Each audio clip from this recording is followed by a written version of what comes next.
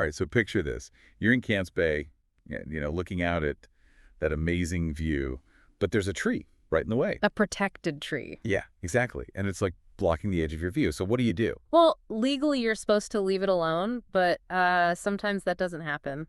Let's hear what one Camps Bay homeowner had to say. Okay, this is interesting. Audio clip. The law says I can't cut it, so I just drilled some holes and poured in diesel. Problem solved. Wow, I mean, he just said that so casually, like it's no big deal. Right. That's what's so striking about that. It's the tone. Like, this is just how things are done. Like it's normal. Exactly. And that's what we're diving into today. This whole hidden world in some of Cape Town's wealthiest neighborhoods. We're talking about people deliberately poisoning trees just to get a better view. And it's not just a few isolated cases either. No, this is like a whole network. We're talking private Facebook groups, companies that specialize in this view enhancement. It's a whole thing. It's crazy. I mean, we've been looking into this undercover investigation, and it's wild.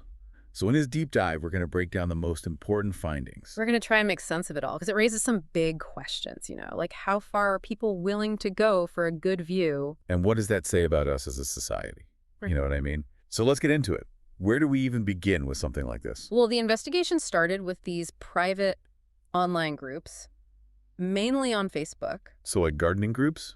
Kind of, but not really. I mean, people were sharing gardening tips, but it was more than that. Like what? Well, our investigator managed to get into 3 of these groups, and the stuff they were talking about was pretty intense.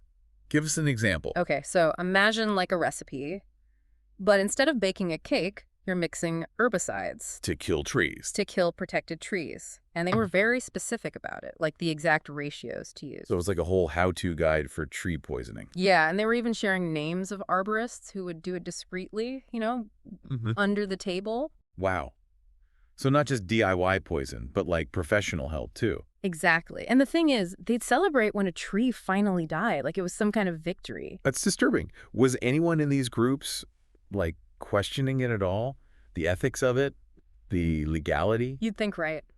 But no, not that we saw. Everyone was just on board. It's like this echo chamber of bad ideas. Pretty much. Yeah. And speaking of bad ideas, the investigation actually traced how tree poisoning methods have evolved over time. Oh, like they've gotten more sophisticated? Sadly, yes. They actually categorized them like software versions. Version 1.0 back in the 90s was pretty basic. What did they do? They would just pour petrol at the base of the tree.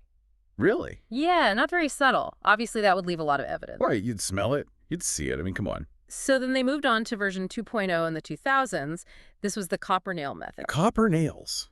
How does that work? The idea was that driving copper nails into the trunk would slowly poison the tree from the inside. Okay, so slightly more subtle, I guess. Less obvious, but still not exactly undetectable. So what's the latest version? Version 3.0, micro-injections. What's that? They inject herbicide directly into the tree at multiple points around the trunk. And that's harder to detect. Way harder. Yeah. It's like giving the tree a lethal injection, but it looks like it's dying naturally. So you're saying they're basically getting away with it? It's making it very difficult to prove intentional poisoning, and it suggests a higher level of knowledge, too. Like they know what they're doing. Right. This isn't just some random act of vandalism. This is planned and calculated. So what else did the investigation find? Besides these online groups, I mean... Well, they got some pretty damning evidence in the real world, too. Like, they got this audio recording of a homeowner in Bantry Bay. What was he saying? He was bragging about killing 12 trees. 12 trees? Yeah, just wipe them out. No remorse whatsoever. That's unbelievable. Yeah. What's wrong with people? Right. It's like they don't even see trees as living things. But it gets worse. The investigation found that whenever people are confronted about their dead trees, they always have the same excuses. Oh, yeah, the classic lines, it was already sick. I was on its way out anyway? I didn't know it was a protected tree. Please. It's so predictable. It's like they're all reading from the same script. Right, like someone's coaching them on what to say. And it's not just homeowners either. The investigation actually tested some fertilizer that was being sold at certain nurseries. It was herbicide. Seriously? Yep, straight up herbicide being sold as fertilizer. So someone could be unknowingly poisoning their trees. Or knowingly. I mean, it makes you wonder who's buying this stuff and for what purpose. It's scary. Yeah. Okay, so we've got online groups sharing tips. We've got homeowners bragging about killing trees. We've got herbicide disguised as fertilizer. But how do you actually prove that someone poisoned a tree? That's where the forensic arborist comes in. Forensic arborist. Never heard of that. Yeah, it's a real thing. They basically do an autopsy on a tree. An autopsy. Well, they take core samples from the tree and analyze them for poisons. And they can tell if it was poisoned. And they can pinpoint the exact week it was poisoned. It's pretty amazing. That's incredible. So like real scientific evidence. Yeah, which is huge because now you can actually hold these people accountable. That's good to know. So it's not just a hopeless situation. Definitely not. The authorities are getting better at catching these guys. Good. But let's talk about the human side of this for a second.